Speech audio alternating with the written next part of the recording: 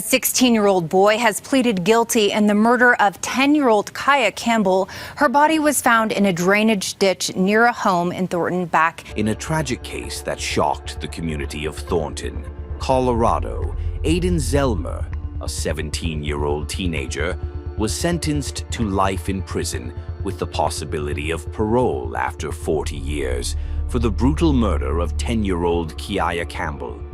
This heartbreaking case unraveled in June 2017 when Zellmer, then 15, viciously attacked the young girl, leading to her untimely death. The tragic events unfold. On June 7, 2017, Kaya Campbell was reported missing after she and Zellmer, the son of her father's girlfriend, went out together but failed to return. Zellmer initially misled investigators, claiming they had been separated during a thunderstorm while walking in Thornton. As community search teams and law enforcement officials combed the area, Zellmer stuck to his story, maintaining that he lost Kaya during the storm. Tragically, the next day, Kiaya's lifeless body was discovered in a greenbelt area about 1.5 miles from where she had gone missing. An Amber Alert had been issued, but it was too late. The horror of what had happened to her quickly came to light. The investigation. From the beginning, Zellmer's story seemed suspicious. In his interviews with police, he stated that the two had gone out to steal Pokémon cards after Zellmer damaged some of Kiaya's own cards. He told police they argued about whether to return home during the storm or wait it out. Zellmer claimed they got separated as they started walking back, but the inconsistencies in his story made investigators dig deeper. As the investigation progressed, Zellmer began to crack. He continued to deny that he had harmed Kaya, but when told that her body had been found, he broke down in tears, claiming that he had simply left her because she was being annoying. Yet, the evidence told a far darker story.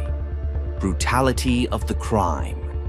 Kaya Campbell had been brutally beaten, struck at least 5 times with a metal object, which Zellmer later admitted to using.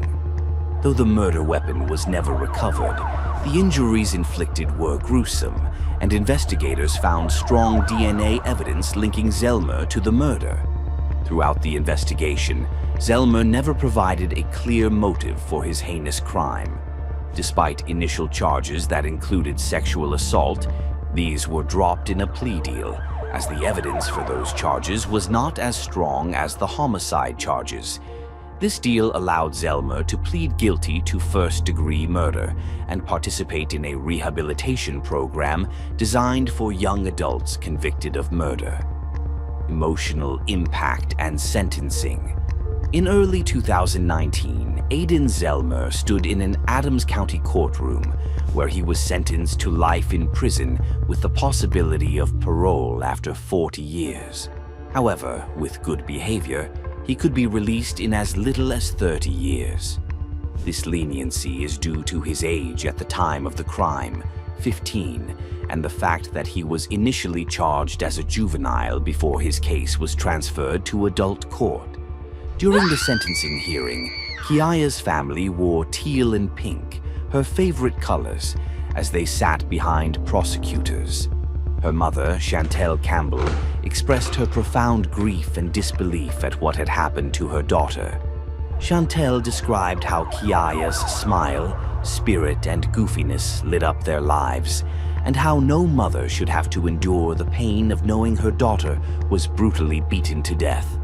The courtroom became even more emotional when the prosecution played a video of Kaya dancing and singing. Chantel shared that she watches the video whenever she misses her daughter the most, and it serves as a bittersweet reminder of the joyful times they shared. Zellmer's defense attorney presented an emotional plea, speaking about Zellmer's troubled family background, mental health issues, and alleged abuse. These factors were brought up as possible explanations for his violent behavior, but they did little to comfort the grieving family. No excuses for the crime.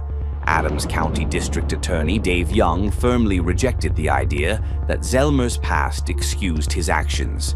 Zelmer is not the victim here, Young said, emphasizing that Zelmer has never fully taken responsibility for what he did. Young and Kiaya's family were united in their belief that while Zelmer's troubled past may have shaped him, it did not excuse the brutality of his crime. Kiaya's family members, including her grandparents, echoed this sentiment. Her grandfather noted that while the child welfare system may have failed Zelmer, it also failed Kiaya and the entire Campbell family.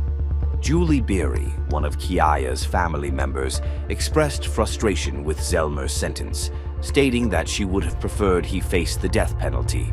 She lamented that the family only had 10 precious years with Kiaya, and now she's gone because of Zelmer's actions, a call for accountability.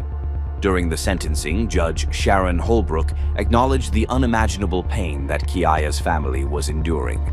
She hoped that the support from the community and the love shown for Kiaya would bring the family some solace. However, Holbrook also had stern words for Zelmer, telling him that only he could define who he would become in the future. She emphasized that Zelmer's path forward depended on him taking accountability for his actions, something he has yet to fully do. Although Zelmer is eligible for parole in 40 years, the road to rehabilitation and redemption will be a long one. Until he turns 18, he will not be placed with adults in the Department of Corrections as the system attempts to rehabilitate young offenders like him.